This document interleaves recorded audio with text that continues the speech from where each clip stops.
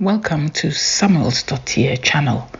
Kevin Samuels was truly a truth seeker, and after many years of educating both men and women of all races, but particularly those of African descent, in the art of navigating the ever-complex dating world, he was sadly ripped from our lives as he was called back home to the Almighty in 2022. Some of us, myself included, instinctively recognized the truth of his message. Many found his message rather unpalatable. I am hoping with this channel to make his message that little bit more digestible in a more feminine and softer manner. I hope this helps my sisters in the Black community who saw him as an enemy. Being Black myself, I hope I can bridge that gap. And oh, by the way, my father was also called Samuel, so in a twist of fate, I pay tribute with this channel to my father, who is also where Kevin has gone. I love how the Icelandic have a way of acknowledging someone's daughter in the same way as someone's son. So I appropriate the Icelandic way to find a suitable name for my channel, Samuels.here, Samuel's daughter. Enjoy the video.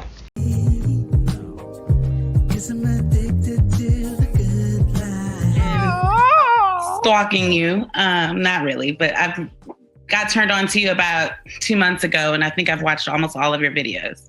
Well, that's right. But I think I have a different perspective. Well, let me start with your question of why I'm mad. I'm mad because nobody told me what you're telling me. Okay. How old are you? 30 years ago. I'm 40. Okay. And Generation X. Okay. Generation X. Go ahead. Yes. And unlike a lot of women who've called in, I was raised in a two-family home. My father is your Kappa brother and is 88 years old. 88? He's silent generation. Yes. And, both my parents are professors, and they told me to just, my dad, keep your eye on the prize. Well, yeah. You will meet somebody along the way. You will meet somebody. Why do you think he did that? I think because he wanted me, like you said, like so many of these other women, to never rely on a man, and because he felt like women who rely on men put themselves in situations to be abused or are. Is he still your father? See, what I find when you have that big a gap between parents, I find that fathers want to give their daughters advice because they don't feel like they're going to live to see most of their daughters' lives. They're worried about your survival, not your happiness. I can already see that this will be a very interesting conversation. I have two specific points to make right off the bat. The first is, yes, I do sympathize with this woman. A lot of women in her generation and below, so younger, have had a lot of bad advice. Yes, it's true. And this is exactly why I think Kevin Samuels offers us something different. I sympathize. The advice for a lot of generations of women now, at least 7-8 generations, has been, do your own thing, rely on yourself, do your very best to be independent. It's not all the I'm strong and independent advice that Black women especially, but perhaps other races of women as well, tell themselves. It's not that brash, arrogant, we're strong women, we're the boss chick. It's not quite that. It's a more, how should I put this, institutionalized version of this. But it's still dangerous. It's also not helpful to women. But at least it's not the unpleasant, arrogant, and especially combative version of the advice that this lady's elderly father gave her.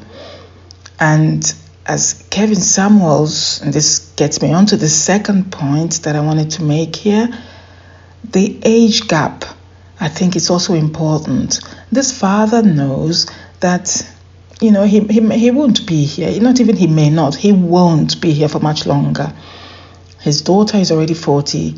I assume she's not married yet. Or if she was married, she's no longer married, right? So he is thinking about her survival. Now, that's a different strategy from thinking about her happiness. Kevin Samuels is right. It's just a strategy that must be put in place because of the circumstances. So in many ways, whatever I say about this lady's case, I am mindful that her circumstances will be different from other women's conversations with Kevin Samuels that I comment on. I'm very mindful of that. So let's carry on with the video, see what transpires. So that's definitely where he is now, but I don't know if he was like that when I was, in undergrad, for example.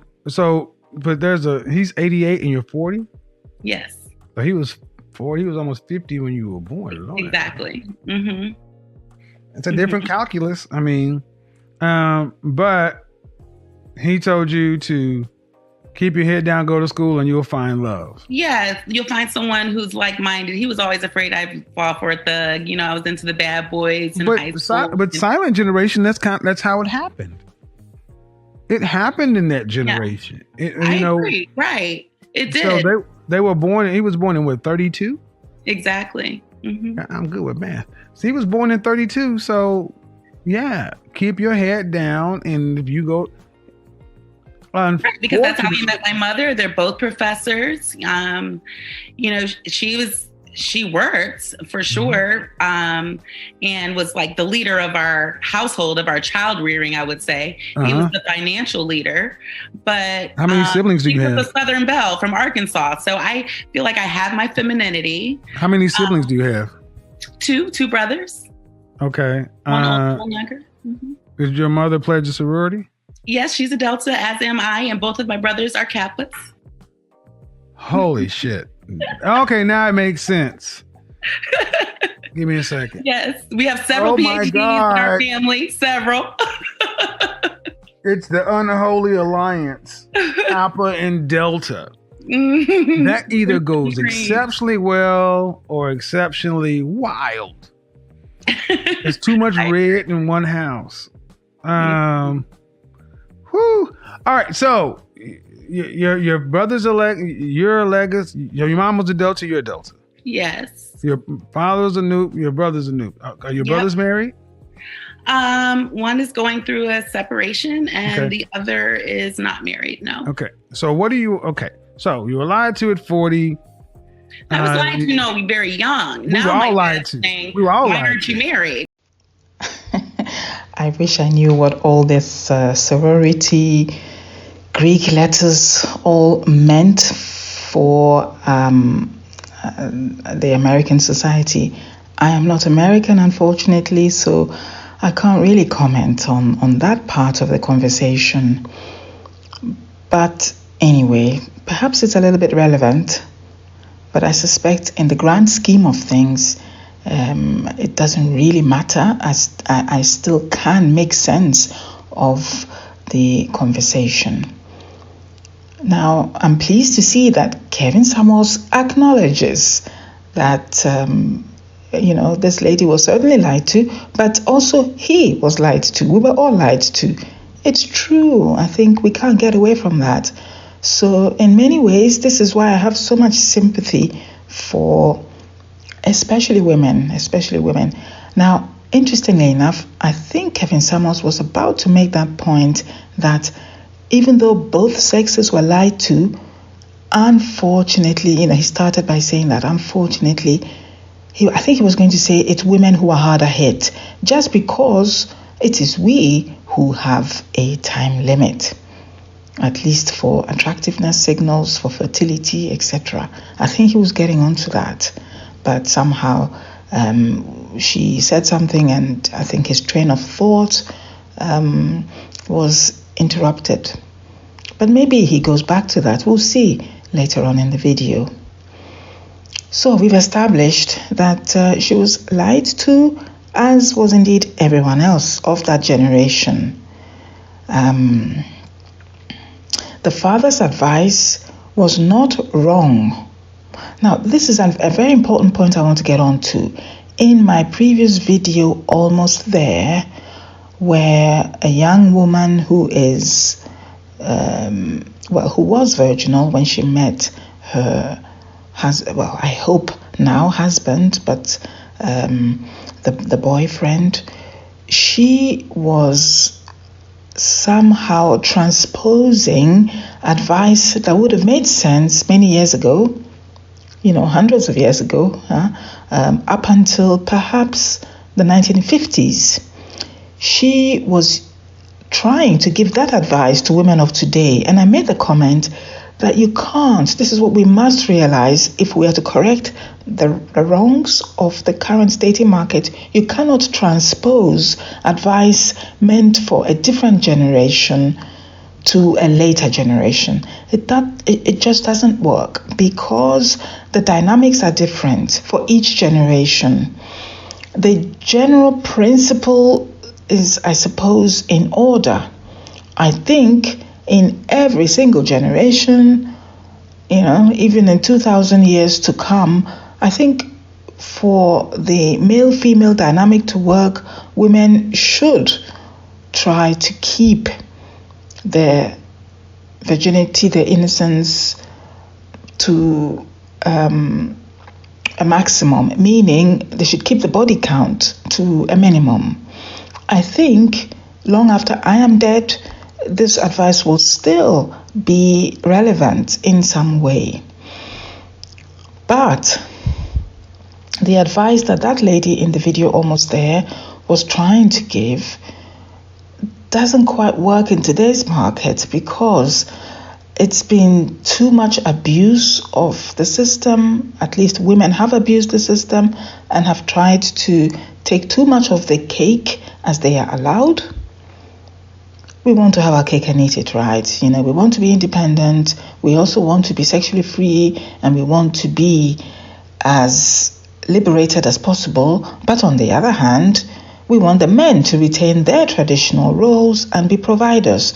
That doesn't work. In the days when women were told to be virginal before marriage, the understanding was that men would provide for them, and the logic was that men do prefer innocent, virginal or near virginal women. So it worked because both parties were matched to each other. Now there's so much mismatch that advice just doesn't make sense anymore. And this is the problem with the transposing of the advice. So, to make a long story short, I think this man's advice would have been relevant for the 1940s and 1950s when he was growing up. Unfortunately, he has been blindsided in that his daughter is now living in an environment where that advice is simply a nonsense. So much so that men who are relating to his daughter in this age would just find her attitude towards the dating market ridiculous. But it's not her fault, because she has been given advice by someone who should know better, in the sense that he is her father and he is the only one who could give her this kind of dating advice, right? At least he is her first male teacher. But he is so far out of the game because of his age that unfortunately he could only give her wrong advice. Wrong in the sense that no longer relevant. The advice was relevant in his age, in his time, in his epoch, but now sadly it's not. So this lady unfortunately is onto a loser. I feel very sorry. What can we say? Is there still a chance that she can correct the issues and still find something for her in this dating market that works? Of course. It's never too late in that sense, as long as she is prepared to do something different radically and quickly. Now he's like, I don't understand. Who's asking that question? My dad. Well, because he's asking that question because he's coming from a silent generation calculus. He doesn't understand that even though he's seen it, he doesn't have experience with it. It makes no sense to them why you're not married, because it's supposed to be simple. What state do you live in? Oh, that is definitely. There we go. Come on. Connecticut. Oh damn. How long you been there? Like 15 years. Huh? Well, I was trying to leave, and then I did the thing. I got into a PhD program. Stayed even longer. I'm a PhD. Now, calling Dr. White. See? I know. PhD, right. Connecticut. Where's the dog? I was very tempted to get one, especially since COVID. Right. So you're in Connecticut out there. You're in Connecticut in the suburbs with your PhD, and everybody else is living that life. So, why not move? Honestly, a lot of my sorors, they're my friends, and they're single too. And a lot of them are older than I am, and most of them are single. And I was telling myself but let me help you out now. Again, a slight problem for me in that I don't know the significance of Connecticut in this setting. I am guessing that it's maybe an all-white neighborhood, perhaps. I'm getting that kind of vibe. And therefore, that perhaps makes it difficult for this woman, if she wants a black man as a husband or a partner, then Connecticut is the worst place for her to be.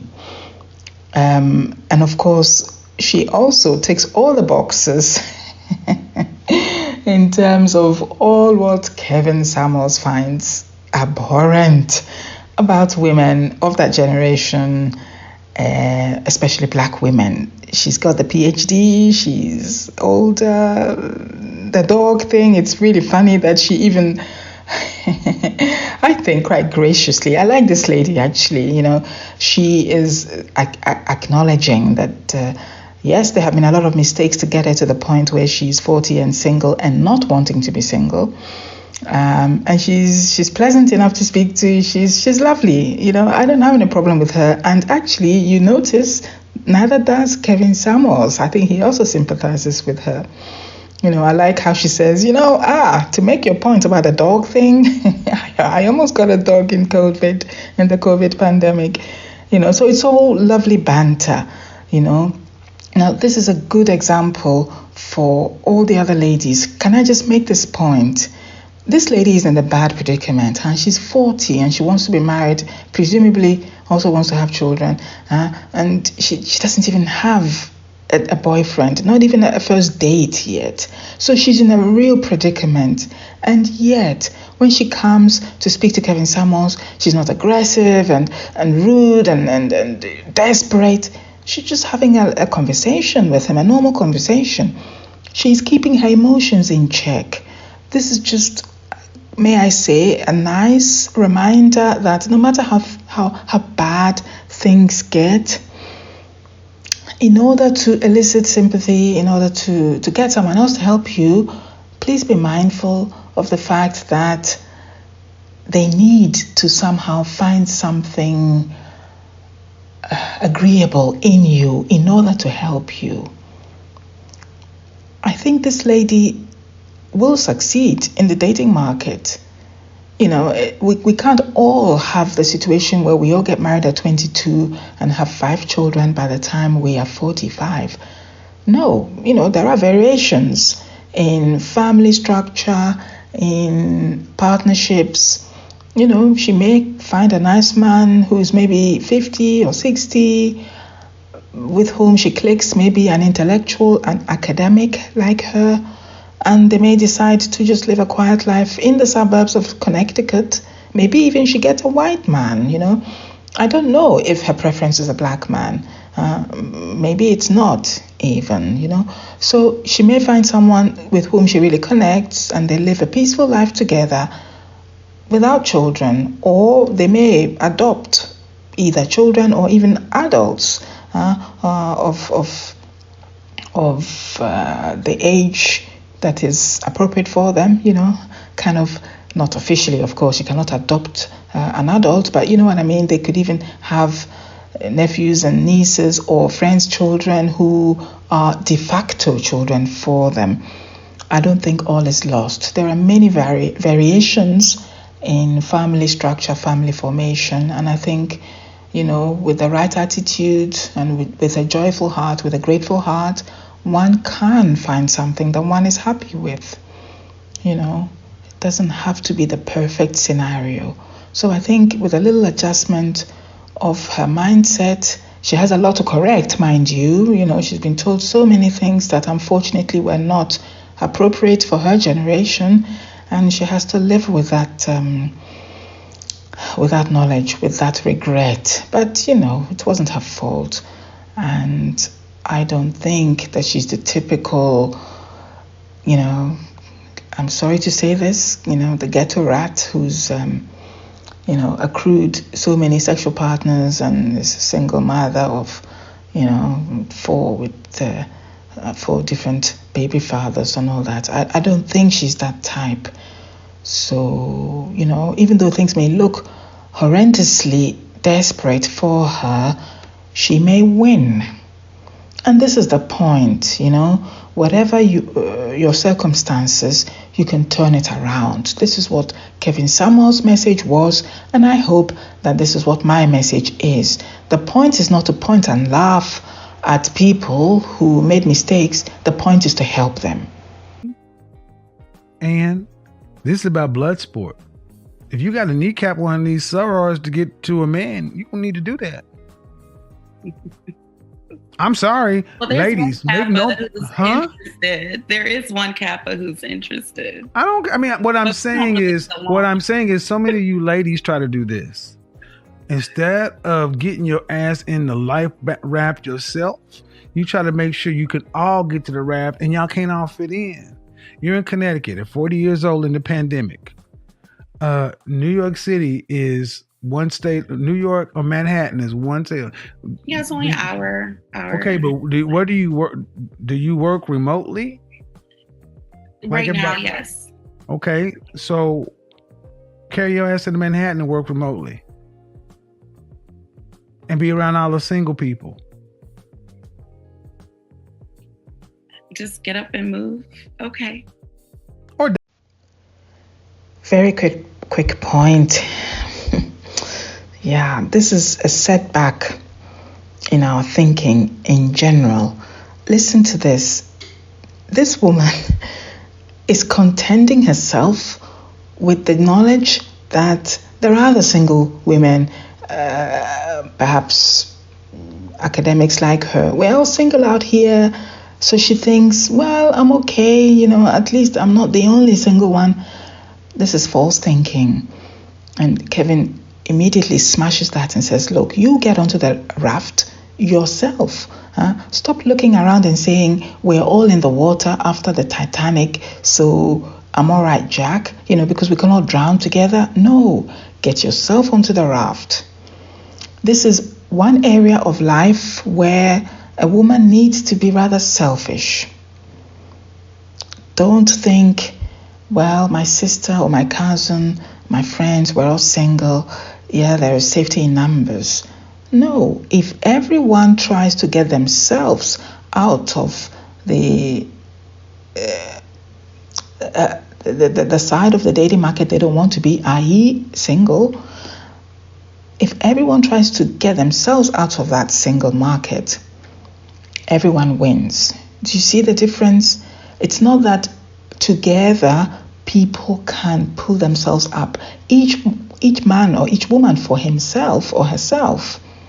That's the strategy that works. A very simple illustration is this. Now, I know many people who made that mistake, including myself. This is the thing. If you go out, to a party, even to the disco or something, notice that men don't approach you as a woman if you are in a group, because it's much more difficult for him to negotiate the barriers that not only you yourself put up, and you are entitled to put up barriers. I think it's healthy. It shouldn't be excessive. It shouldn't be rude or impolite. It's just healthy. I think women have the issue of safety, the issue of protecting their innocence. I always go on about, and Kevin Samuels always went on about protecting your innocence, virginity, all of that. So there are natural barriers in place in women. I think let's work with those natural barriers. It's good to be a little bit skeptical when a man approaches you, because of course you don't know who he is. Once you give him a chance to, in a way, prove that he's friend and not foe, it's not exactly wrong to put up a little barrier at the beginning. I think the women who don't have any barriers are the ones who, number one, are easily abused. Number two, very quickly lose that uniqueness about them, which men look for. If you have no door, no gate, well, then unfortunately you are very quickly the town bicycle, if you see what I mean. Anyway, so back to my little illustration. If you are with many women, even 2 or 3, that poor man who's trying to approach you because he thinks there's something in you that he likes, that he wants to get to know more of, he is blocked. He's blocked from approaching you because you are surrounded by your friends, your people. It makes it difficult for him to break through that barrier of yours, your own barrier, but also the barriers of the others. And he doesn't need all that stress. If you want to make it easy for someone to approach you, it's best to be out there in the dating market alone, actually. Yes, you have your people around you to advise you, but you should have a little bit of independence in this sense. This is one area where a woman should be independent. You can discuss issues that you encounter out in the dating market with others later, but not during the interaction with men. So this is just one way that you can make yourself approachable, that you can make men have the courage. They are used to rejection, but we don't need to make it harder for them, right? So this is one way that we can make it easier for men. But this poor lady, is thinking, I surround myself with these other single people and wrong advice. It won't work. You need to isolate yourself so that a man who wants you can find you. And it makes it easier. Just one little piece of advice, which I hope will help somebody out there. Alone. I'm very frank. I mean, I'm talking about moving either to New York or maybe LA. Yes. See, this is what I need our black women to understand. You guys are very good about going after your PhDs and your careers and everything else. And then you expect men to disappear out of nowhere. Do you want a black man? Only. Well, who the French toast lives in Connecticut? Even people in Vermont are like, what? Well, you better carry your ass to Brooklyn or Harlem or something. You better go on back. You're right. No, you're right. All the high value here are married. I know who they are. Exactly, because that's where you go to marry. That's where you go after you get married. Aha, so yes, now I understand. So this has been confirmed to me, the significance of Connecticut. It is a mostly white area and it's populated by people who are mostly married. It's the place you go after you are married. However, in this lady's circle, there are many single people as well who maybe are hidden, in the crevices of Connecticut. Okay, so now I get it. So yeah, she's in the wrong place. What a shame. So on top of all the bad advice she has had in 40 years of her life, she also finds herself in the wrong place. Oh no! So everything's gone wrong for her. Okay, so you see, Kevin Samuels is pretty animated here, huh? You can see he wants to give her practical advice to get her moving. I think he likes her. That's a good sign, right? We're so used to him speaking to the bitches, from time to time he does speak to nice women. Yeah, so this is very positive for her. He's saying, look, you put so much effort into your PhD.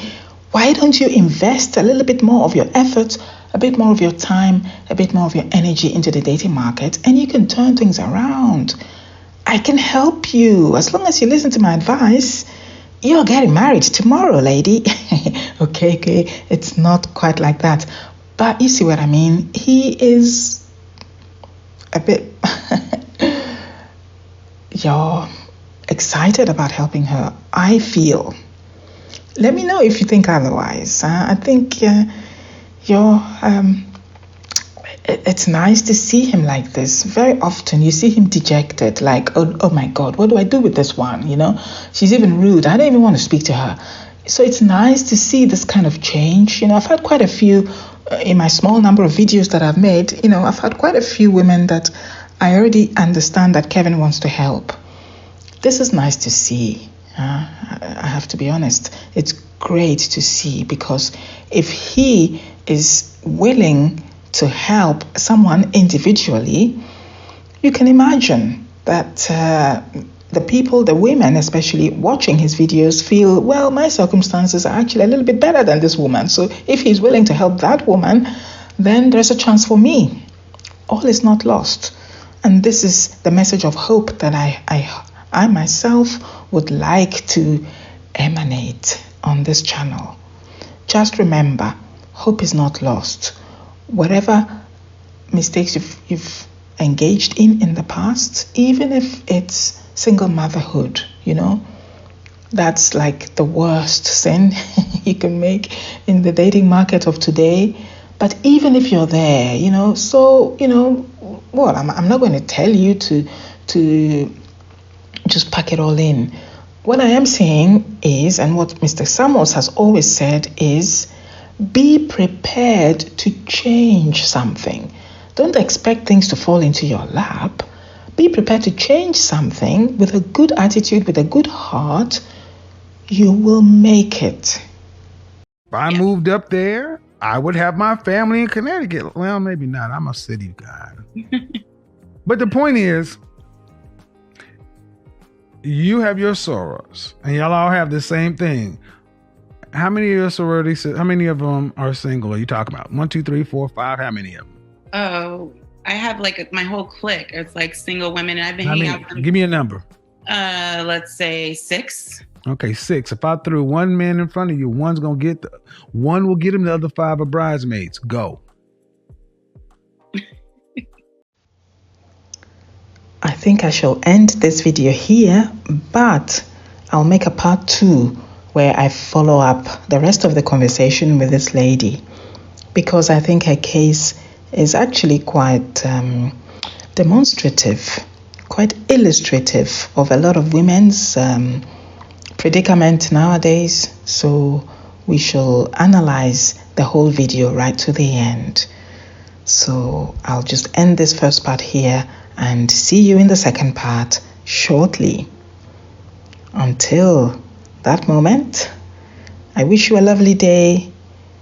Reflect on the issues that are particular to you.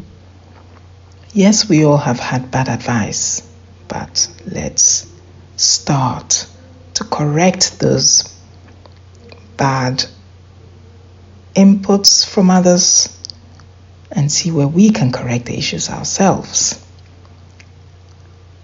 Peace and blessings.